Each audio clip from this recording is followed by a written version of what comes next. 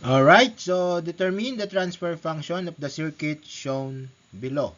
So, we have our circuit here. Saan daw siya ang circuit natin? Nandito sa libro, ano? Ito. Ito yung circuit natin. Madali lang po itong isolve, ano? Kunin lang natin yung transfer function niya na V sub O of S over B sub S. Okay, sagutan na natin. So, ito po yung ating transfer function. Kinapi ko na. Okay? So, sasagutan natin using mesh analysis. Okay? So, maglagay tayo dito ng current flow, I1 and I2. Okay? At mesh I1, okay, summation ng lahat ng impedances, 1 plus 1, 2. I sub 1. Tapos, yung kabila, itong branch na to, kasi nakaka-apekto rin si I sub 2 dyan, ima-minus natin si I sub 2 times yung 1 ohms. Minus 2, minus 1,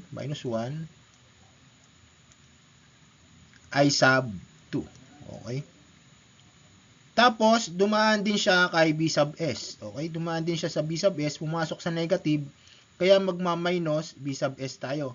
Kaya lang, ilalagay ko na sa kabila ng equal sign. Okay? So, B sub S na lang para maging positive. Alright?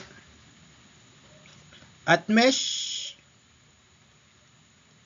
I sub 2. Okay? At mesh I sub 2, ganun din ang gagawin natin. I-total natin itong lahat ng ito. So, magiging 1 plus 1 plus S. So, 2 plus S or S plus 2 I sub 2. S plus 2 I sub 2.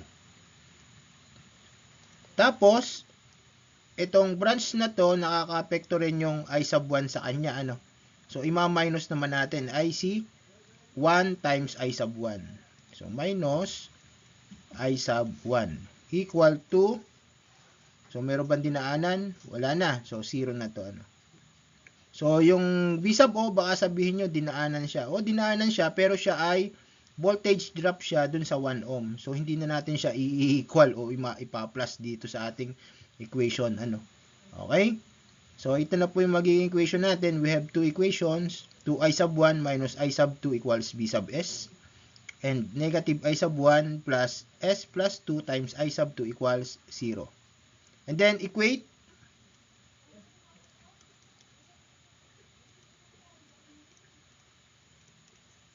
equations 1 and equation 2.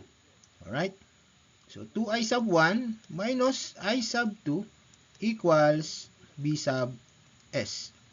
Tapos, ito naman ay negative I sub 1 plus S plus 2 I sub 2 equals 0.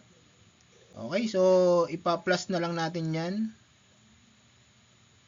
Tapos, i-multiply natin ito ng 2. Itong equation 2 natin. Kasi, itong 2I sub 1 natin ay merong 2 sa ibabaw. So, times 2. Okay? So, pag pinag-plus natin yan, magsi-0 na to. 0 na yan. And then, negative I sub 2. Tapos, S plus 2 dito. So, ilagay natin S plus 2. I sub 2 minus I sub 2 equals B of S. Kaya lang yung S plus 2 natin, anong kulang kay S plus 2? Kulang tayo ng multiplier na 2. Alright? So, tanggalin na lang natin ito kasi baka sabihin natin, i-multiply natin. Okay? 2 times S plus 2 I sub 2 minus yung bibring down lang natin si I sub 2 sa taas equals B of S. Okay, then factor out I sub 2. 2S plus 4 minus 1 I sub 2 equals B of S. Alright? Kaya lang, ang hinahanap natin ay B sub O of S over B of S. Nasaan yung B sub O of S? Hinahanap natin ito. Nasaan yan? Eh, wala pa naman sa equation natin. Yung B sub S, okay na, meron na tayo. Yung B sub O of S, wala pa. Kunin natin yan doon kay I sub 2. Yung I sub 2 natin ay equivalent doon sa ating B sub O, voltage drop na B sub O over R. Kasi ang equation natin, voltage is equal to IR. Okay? Ano yung voltage natin doon? B sub O of S equals, ano yung I sub 2. Ano yung R? 1. Okay? So, ibig sabihin, si I sub 2 daw ay equal to B sub O of S. Alright? So, yan na po yun. So, pwede nating i-substitute yan doon sa I sub 2 natin. Okay? So, mangyayari yan, simplify natin to, diretso simplify natin yan, 2S plus 3. Alright? 2S plus 3. 2S plus 3.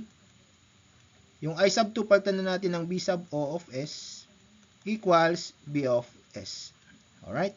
So, cross multiply na lang natin B sub O of S over B of S equals 1 over 2S plus 3. Okay? So, ito na po yung ating magiging sagot.